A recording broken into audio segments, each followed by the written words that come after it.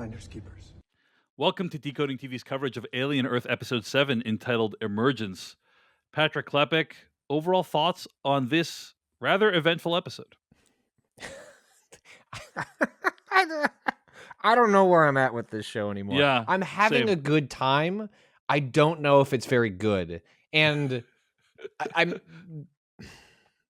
Same This ep- exact reaction, Patrick. We're in the same place. this episode left me so confounded. Am I hooting and hollering and standing up on a table as one of the main characters whispers into the ear of a xenomorph and then has it zigzag and destroy all of them?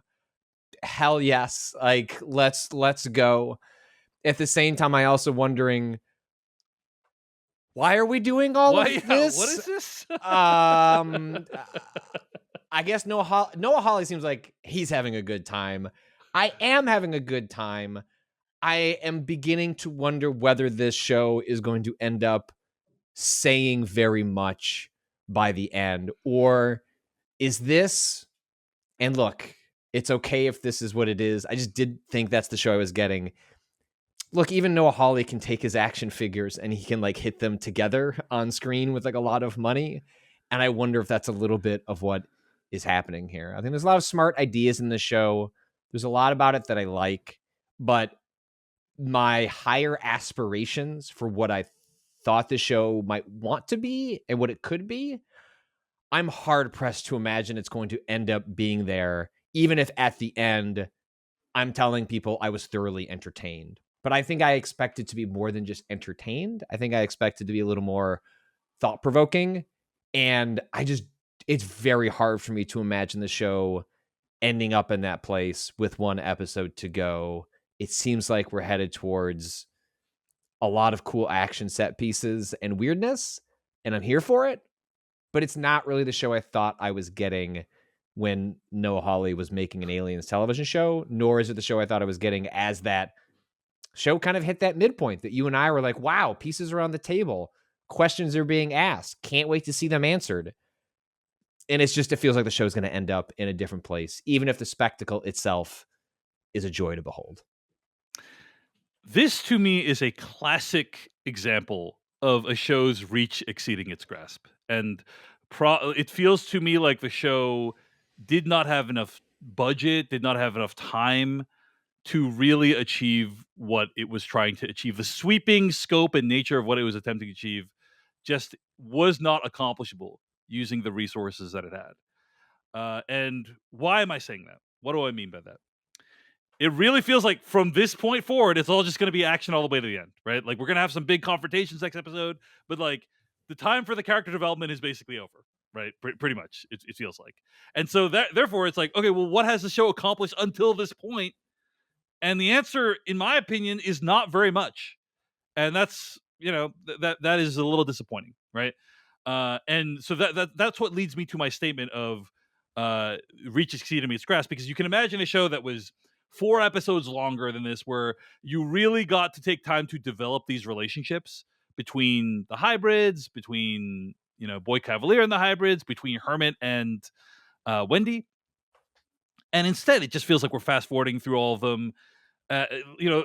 One example would be the character of Curly, who Boy Cavalier is like, maybe you can be the best, Curly. And it's literally 1 to 2 scenes that we get of that dynamic, and that's it, and maybe that will still pay off in some way, but like, it's hard for me to imagine it paying off in a really satisfying way because we've gotten so little of that relationship.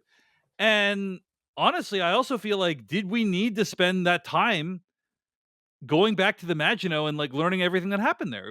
Great episode, but it did not really further the goals of the season very much, because all those people are dead pretty much. We got to learn. It just delivers a plot twist that could have been integrated in any other number of ways. Again, great, really entertaining episode, really well done, but it's like, agreed, not the main event of the show. And so you had 8 episodes. You used 1 of them on a flashback that was pretty, like, 90% unnecessary. It just feels like they didn't allocate their time correctly to make this really pay off in a satisfying way. And the Curly is an example of that. All that said, hey, we haven't seen the finale yet. Like maybe it's gonna tie everything together in a way that is really profound. I'm not like close to that possibility, but at this point where it seems like things are flying out of control and we're headed towards like some big conclusion, it does not feel like things are going to be particularly satisfying at the end. That's kind of my hunch right now. Yeah, Increasingly I feel as though we are headed towards a finale that is more about setting up threads for a second season yeah. than it is Which about like, oh, I wonder what's going to happen with the eyeball. Gee, I wonder if like a CEO of a tech company is like, you know what I mean? Like it's just I'm gonna say it, you called it. You call. You know, we'll talk about it in a minute. yeah. But But yeah, I agree. I guess my Yeah, but we get into the individual plot points about what happened in a moment. But my worry is the show bit off more than it could chew. I think it would have been better positioned as a mini series, but it seems like this was a show conceived as a multi-season yeah, arc, and as a result, sprawls far too much in its first season in a way that I had hoped midway through. All right, we're now contained onto this lab. Let's spend time with the characters. Let's learn more about these creatures. And there was a lot of really great moments that like led me to believe, oh, that's the show we're going to get. And now that feels like it was sandwiched, like it was this really satisfying meat in the two sides of the I just want my action figures to run around right. sandwich, which is the beginning of the season and the end of the season. So Yeah, we'll see. I hope to be surprised, but I guess at the very least, I expect to be entertained. I guess I just expected more from the show. yeah, yeah. All right, well, let's talk about what actually happens in this episode. Slightly has Arthur stashed in his room and then convinces his friend Smee to help smuggle Arthur out of the facility and promises that Arthur will be okay. And Hermit informs Wendy that Arthur's turned off all the trackers. Wendy doesn't want to leave without the other hybrids, so she tries to convince them to leave with her, but they are uncooperative. Curly, in particular, still has affection for Boy Genius and vies for his approval, so Wendy decides she has to leave and sets the Xenomorph loose on the facility to create a diversion. I gotta say, cool to watch. Cool to watch, right? Don't think Uh, about it too much. yeah, but it's like pretty Why? vicious. Yeah. Pretty pretty vicious. And I guess that's Character has not earned this moment yet. uh, the show was starting to put in place the pieces leading up to something like that, right? Yes, I And then agree. later the episode we see her making noises and basically controlling the Xenomorph somehow. Maybe because they both kind of grew up, quote unquote, grew up together in this facility. The Xenomorph has a sympathy for her. But yeah, I think the show's position is that if you work for a company like Prodigy, you are basically cannon fodder. Your death is of no moral consequence. And by the way, ignore the fact that Hermit's working for Prodigy. um, like it's just like, oh yeah, like fuck all these people. They don't matter, and because I think the show wants you to take satisfaction in all these people getting killed by the Xenomorph and be like, yeah, and not. But really, what I want to feel is, let me ponder the implications of a robot using a Xenomorph to kill all these humans, right? Like that's kind of what I want to be thinking about. And instead, I'm more like, yeah, get them. Like what do you think, Patrick?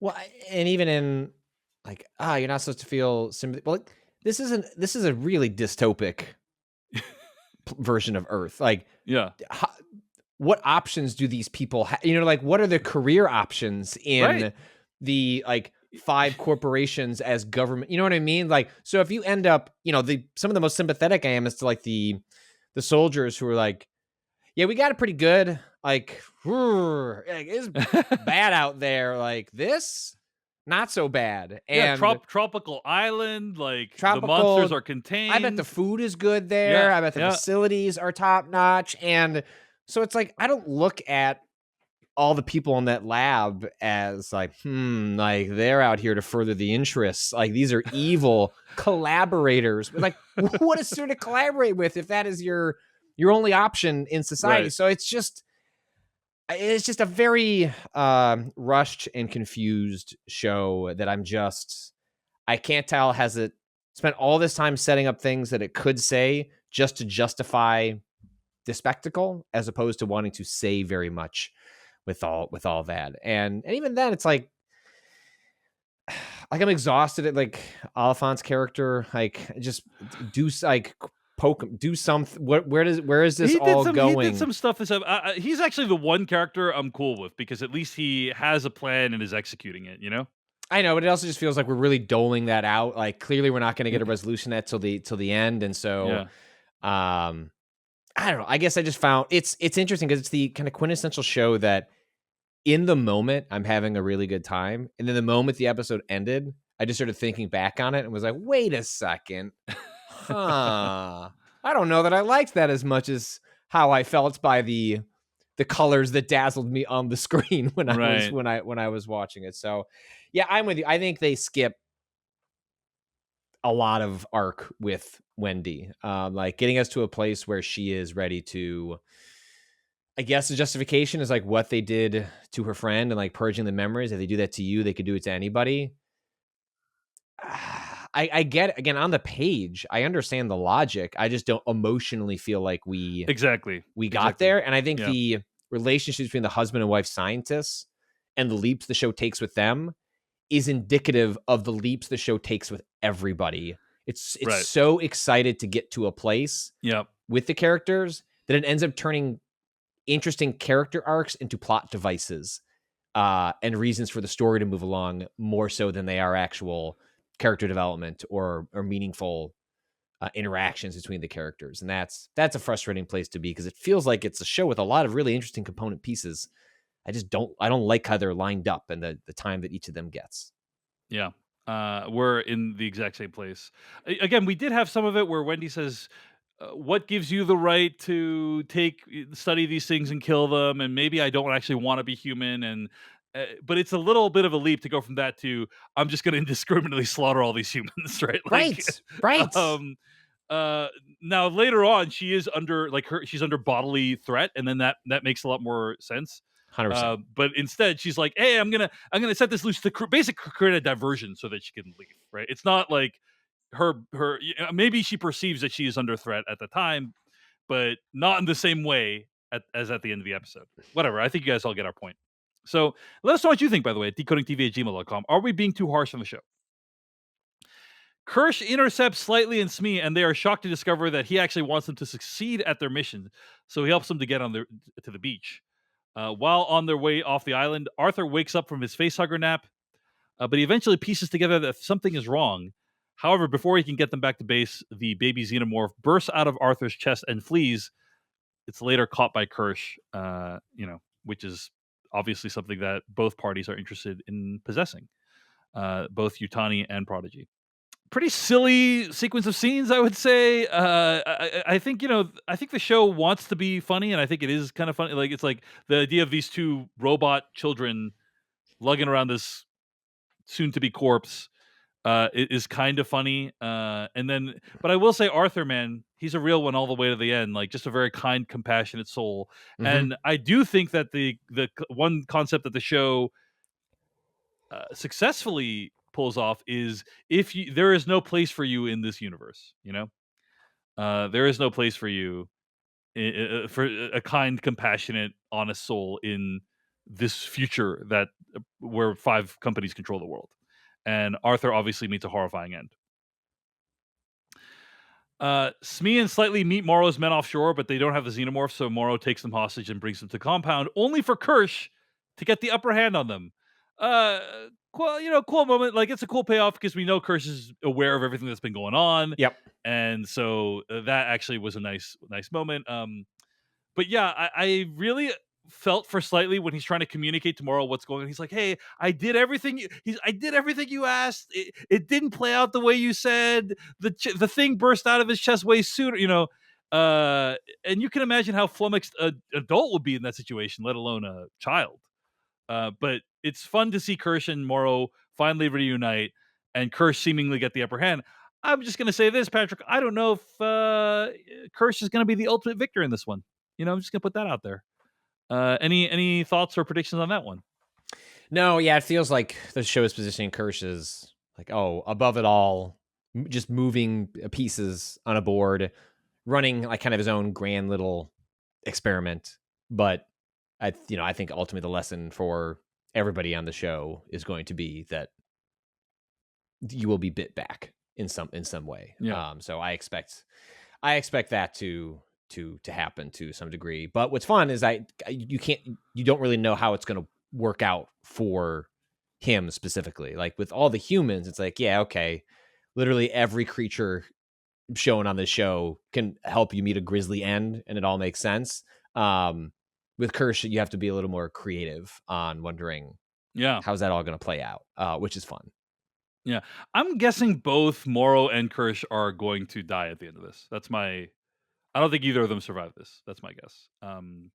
It feels like the right end. Like maybe they both die taking each other out or something like Hmm. that. Because it feels like maybe the show's trying to say something about the battle between synths and machine optimized humans or machine enhanced humans, and maybe like that they kind of like cancel each other out. They're equally formidable. That's my guess about where that's going.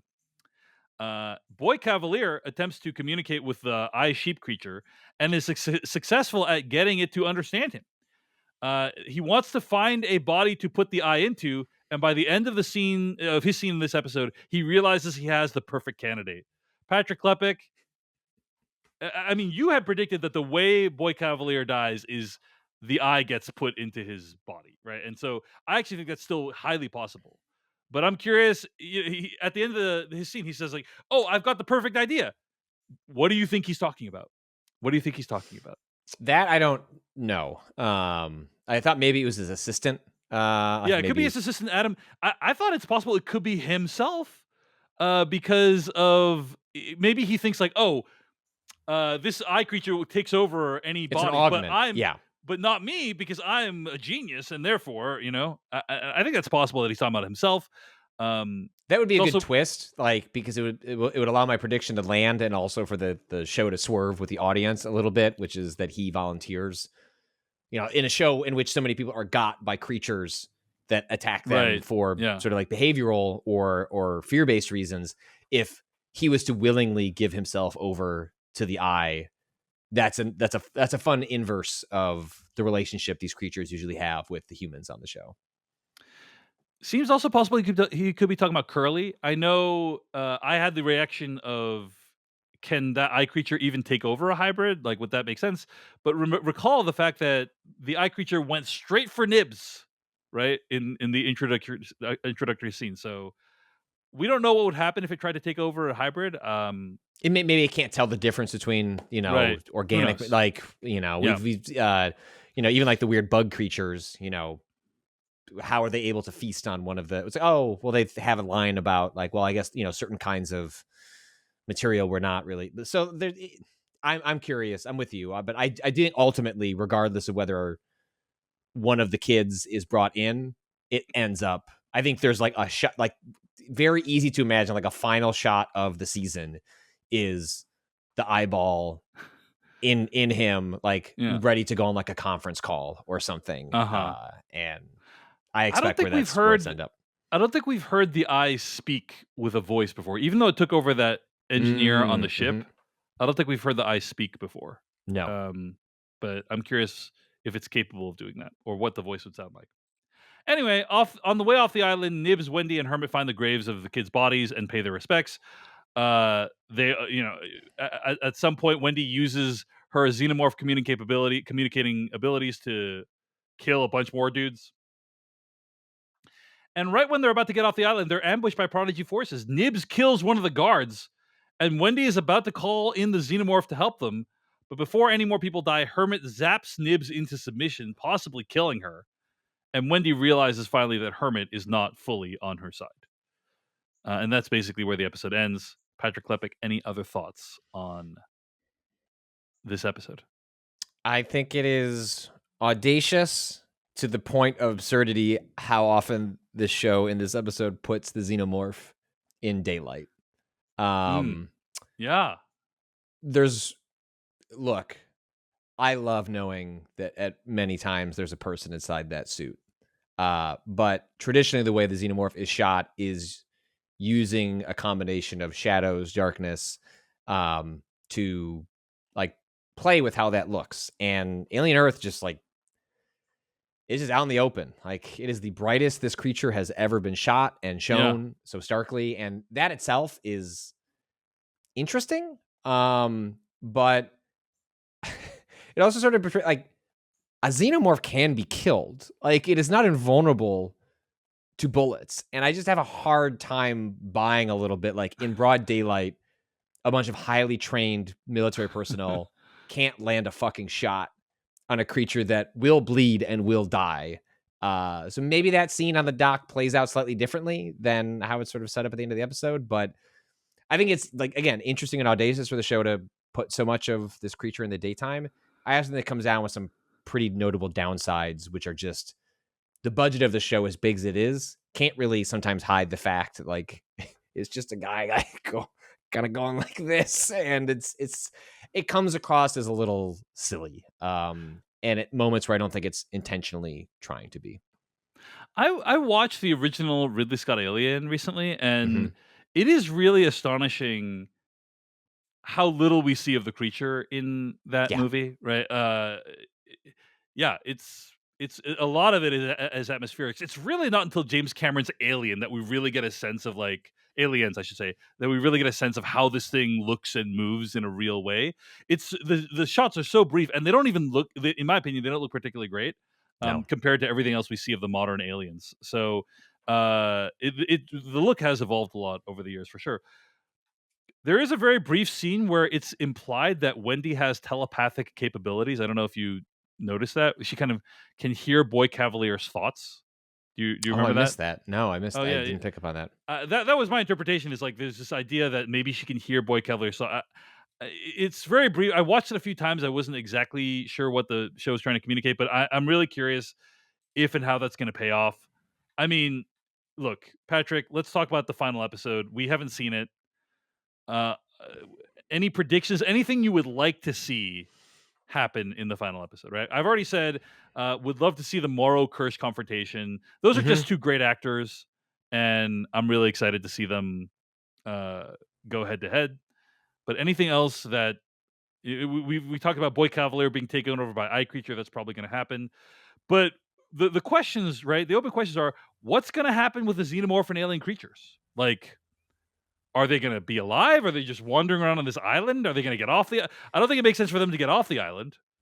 Right? So is the xenomorph gonna die? Are they all gonna die in a fire? Right? That seems to be the most likely. Either everyone's dead and they're on this island and just no one knows about it. Unlikely. Or like the island's facility is destroyed somehow with all the living creatures on it. The latter feels like that's what's gonna happen, and it will be some big statement about man's hubris and you shouldn't try to build these extremely sophisticated facilities in the middle of nowhere. That's my guess as to where the show's going to end. Anything that you're predicting or anything that you would like to see in the finale? I'm fascinated to see where Wendy ends up as a character. Like, she's the through line through the entire show. She's where a lot of there's the cross sections of the most interesting questions the show is asking. And so I'm fascinated where she ends up, even if my fear is she ends up with an arc to be finished in season 2 of Alien Earth in 2.5 years. But Right. like, what is her takeaway from this moment with her brother? I even talk about that, like, it's frustrating. It's like, oh, I thought part of the show was going to be like a intellectual, like, exploration of like whether Wendy is his sister and his relationship with this. Right. All that's just dropped. Yeah. Goodbye. Like, not part of the show anymore. Like, interesting philosophical question that we don't care to interrogate. And I find that frustrating. But Yeah. she does, even if the show is dropping a lot of that, she still encapsulates like much of it. And so I want to know. Sure, it's very easy to whimsically say humanity's evil, like, down with the humans, and you've got this fun little creature that you can deploy, this toy, to exercise that. But then what next? Like, easy to tear it down, but what do you build? And I guess that's what I wonder about the end of the show is, where does Wendy go? Because she's in a tear it all down mode, but I don't know what she wants. And I'm just curious if the show will give her a sense of what that is by the end. Hey everyone, David Chen here. Thank you so much for watching that video from Decoding TV. If you want to get an audio version of the show, all you got to do is go to podcast.decodingtv.com. And if you want to support what we do, get ad-free episodes of the podcast and also bonus episodes of the podcast, go to decodingtv.com and become a paid member. Of course, you can also like and subscribe for more. We appreciate it. Thanks. See you later.